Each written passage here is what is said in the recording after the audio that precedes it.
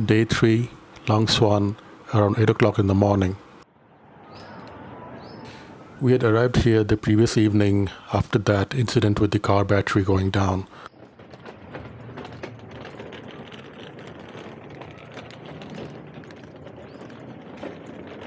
This was just a pit stop, just a place to spend the night before we headed on to Koh Samui. Not cool.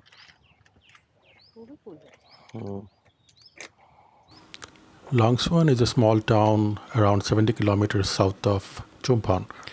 So despite the challenges the previous day, we had made good progress.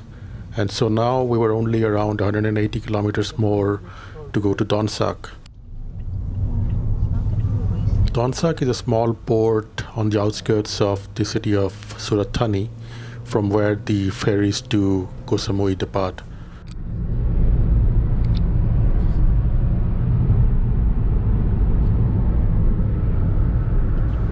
Talking about the ferries, there are basically two operators that operate the ferries from Donsak to Koh Samui. One is Seatran and the other is Raja Ferry. For some reason or the other, everybody seems to prefer Seatran, so we thought we'll take that as well.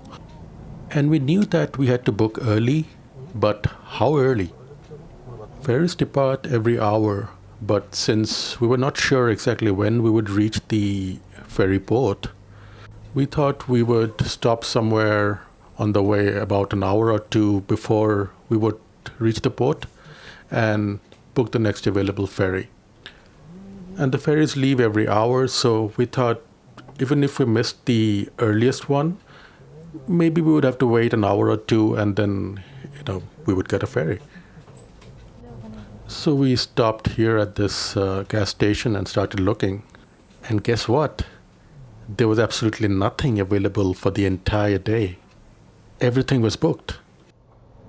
Now we knew what early meant. You would have to book at least a day or two early.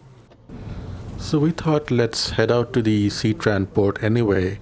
Maybe just the online reservations were full, and maybe we could get something once we reached there. Here you can see us getting off the main highway and onto some secondary roads that took us around and through parts of Seatran and onto Donsak. These roads were slower, but for the most part much more scenic. In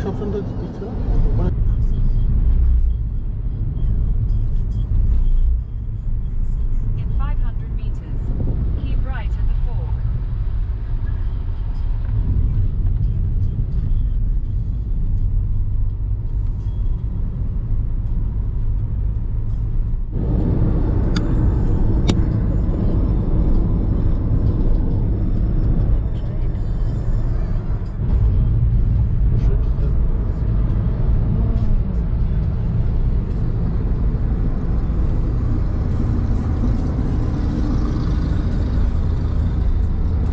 This is the Sri Surat Bridge in Seatran. You can't see, no? But you can take it.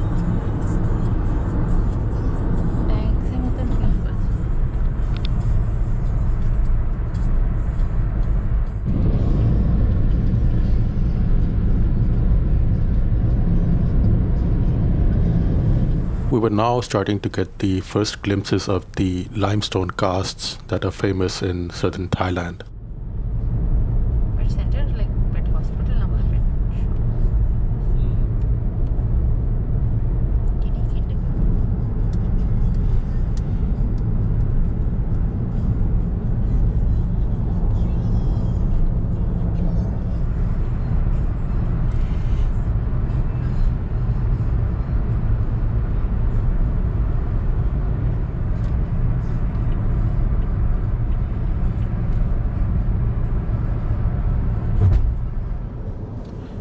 And so we arrived at the Seatran port, hoping to be able to make an on-the-spot booking on a ferry in the next few hours.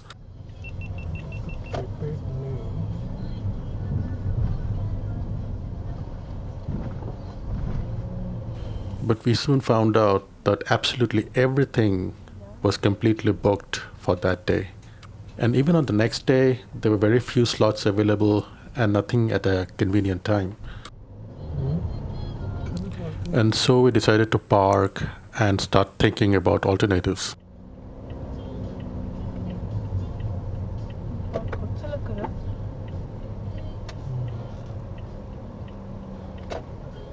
Until now, we hadn't even looked at the Raja Ferry option.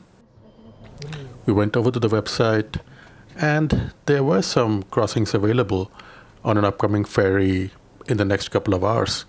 And so we booked that. The Raja Ferry port was only a few kilometers away from Seatran. So we drove there slowly.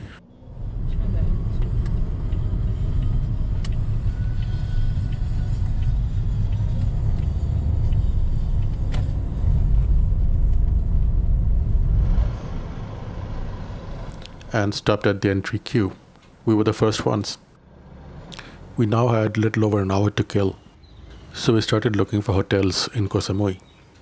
We had not booked yet because we were not sure of making it there on the same day because of the ferry situation. But now, as it was already quite late, none of the hotels or Airbnbs that we had shortlisted were available anymore.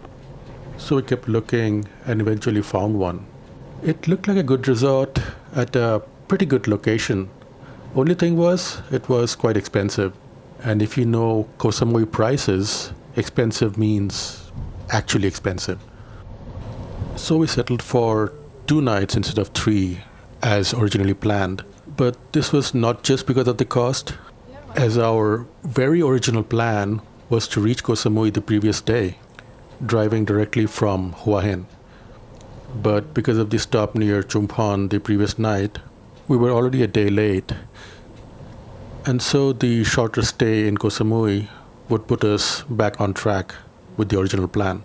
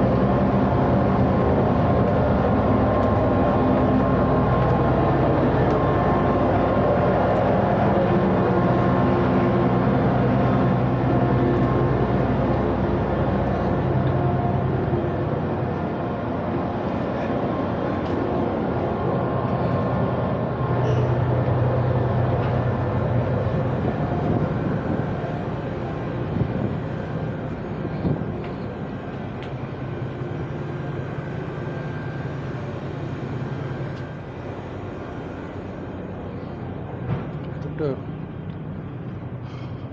ignition have but is open.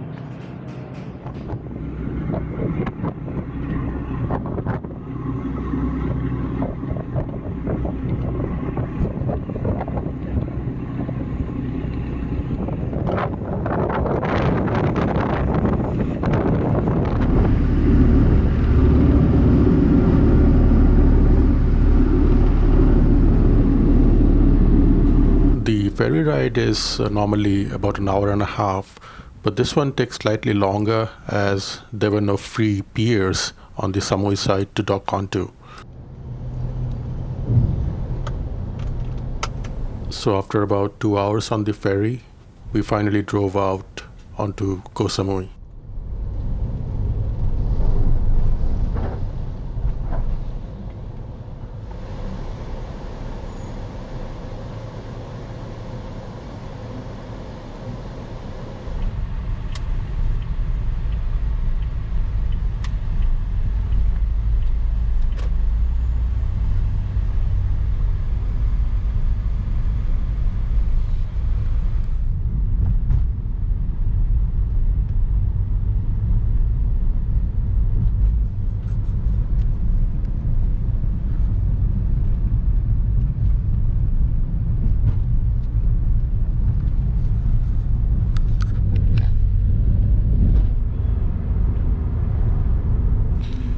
Koh Samui is an island, but a big one. And our hotel was on the opposite side of the island. So it took us a while to get there. Driving in Koh Samui was a mixed bag though. For the most part, the roads were good and the scenery was absolutely beautiful.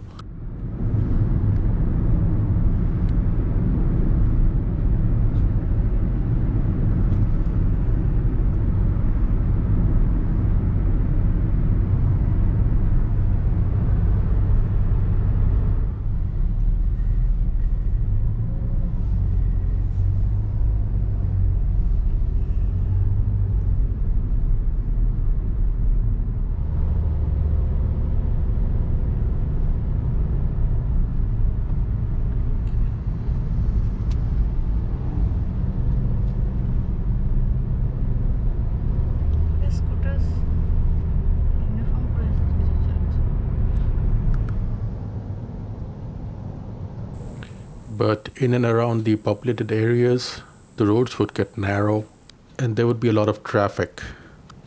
Not jammed up traffic, just a lot to look out for in a tight space, if you know what I mean.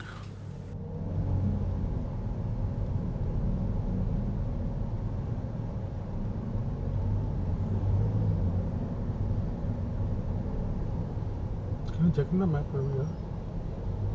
My phone? Yeah. Doesn't have it.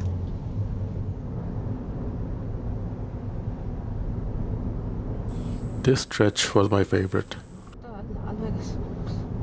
Mm. What is this? Himachal Pradesh. Okay, I don't like this. I'm starting to compare.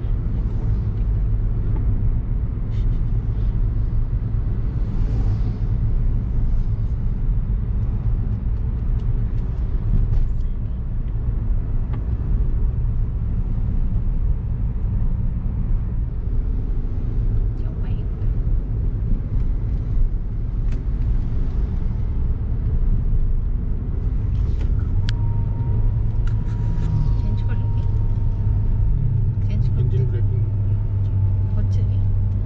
Otherwise, होता ना कि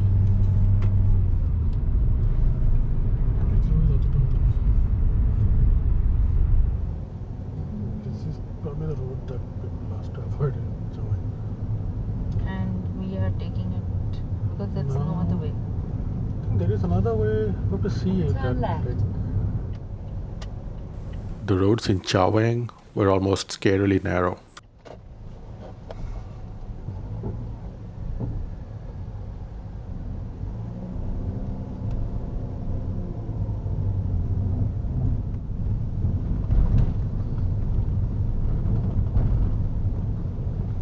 Go my dad. Turn left. It's almost steep.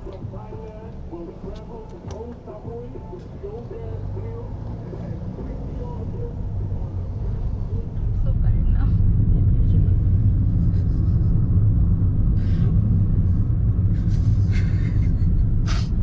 No.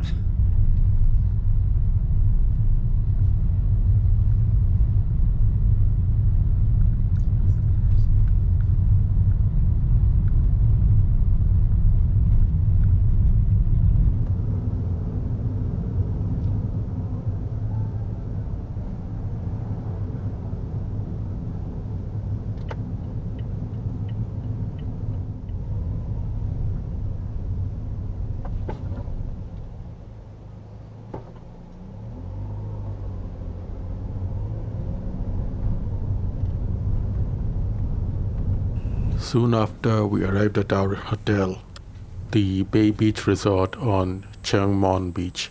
Bay Beach Resort. Bay Beach Resort.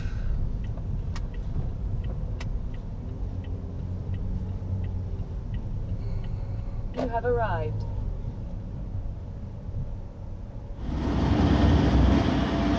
In the evening, we went out to the Fisherman's Village night market.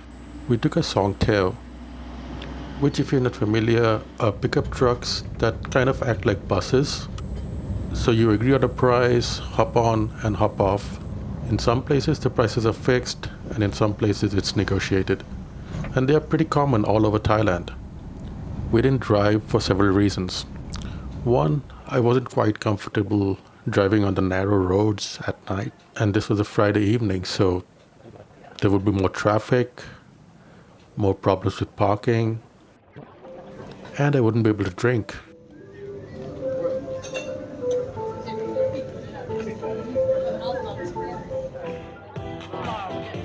This place is known for its fire shows, but nowadays you can catch them pretty much in any of the beaches in Samui.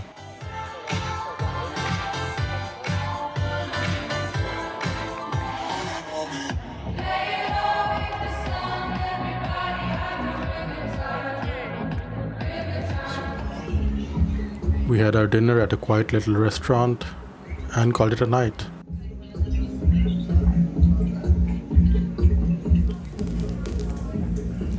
The next day, we would be checking out some of the sights of Koh Samui. So see you then.